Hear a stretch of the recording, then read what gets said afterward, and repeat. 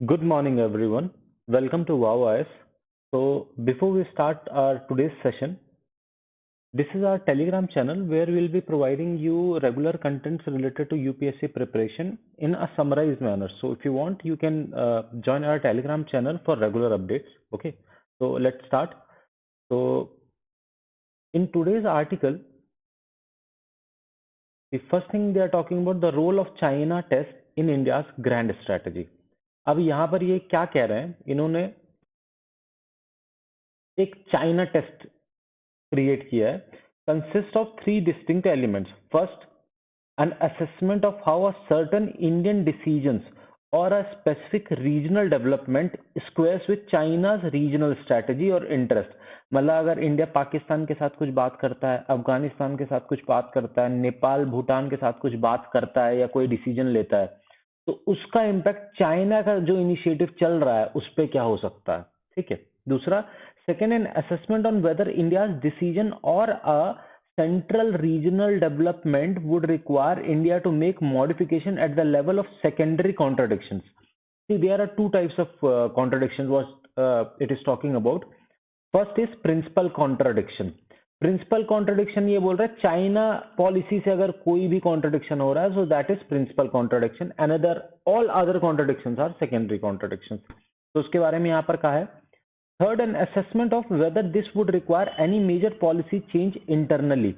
Let me highlight the utility of China test. अब basically अब ये जो है यहाँ पर चाइना टेस्ट को जो है इन्होंने हाईलाइट किया है. सबसे पहले ये एक बार बात करते हैं इंडिया यूएस रिलेशनशिप में. क्या क्या इंडिया को अपनी यूएस रिलेशनशिप बना के रखने चाहिए? ये कहते हैं हाँ बना के रखने चाहिए, क्योंकि चाइना को इससे थोड़ा सा वो रहेगा, डर रहेगा कि हाँ भाई इंडिया तो जो है चाइना यूएस के पास जा रहा है. ठीक है. और अकेला नहीं है.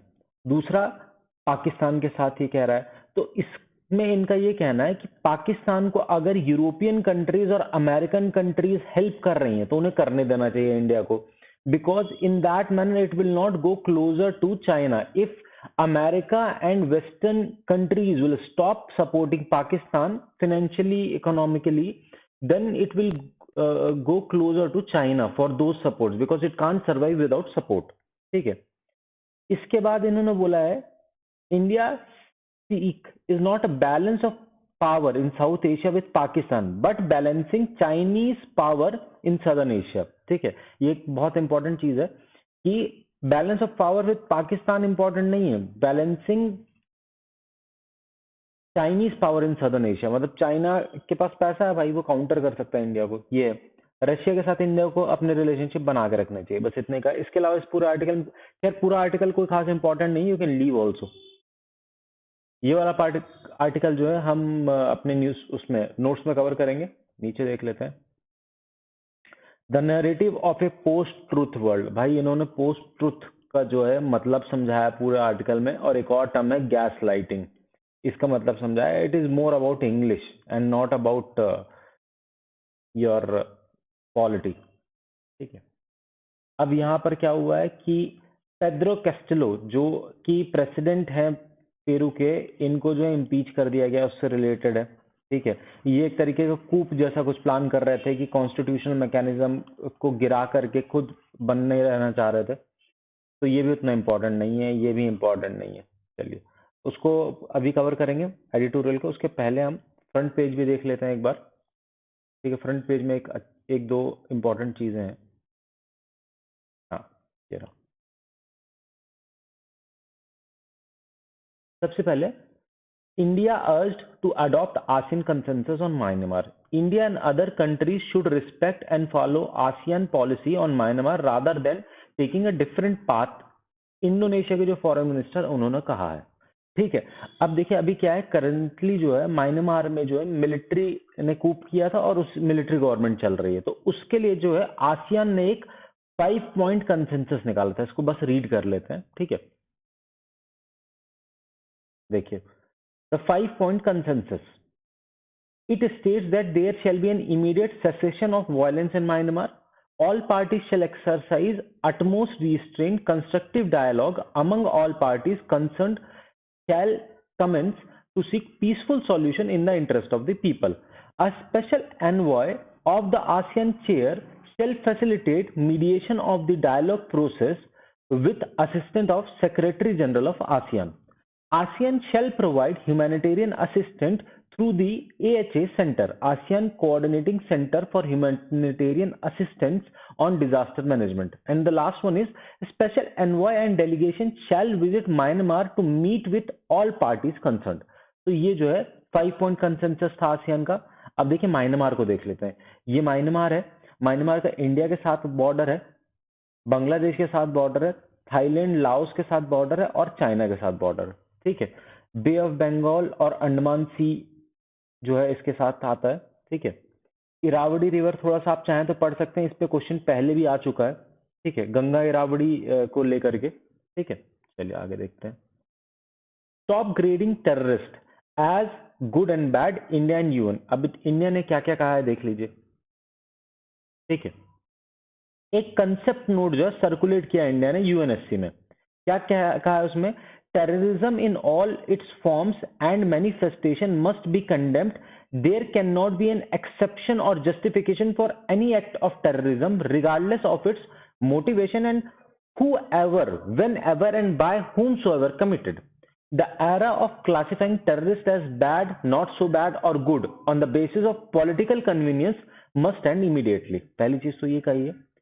ठीक है, India the current president of the 15 nation, देखिए जो 15 नॉन परमानेंट मेंबर्स है यूएनएससी, उनका president India will hold 2 signature events on reformed multilateralism and counter terrorism. पहला reformed multilateralism और दूसरा counter terrorism के ऊपर जो है मीटिंग करेगा ये। ठीक है, India proposes to organize a briefing of the Security Council on Thursday on global counter terrorism approach, principles and the way forward under the threats to internal peace and security caused by terrorist acts. ठीक है, इतना important इस पे। इसके अलावा इस पूरे page में भी कुछ भी इंपॉर्टेंट नहीं है।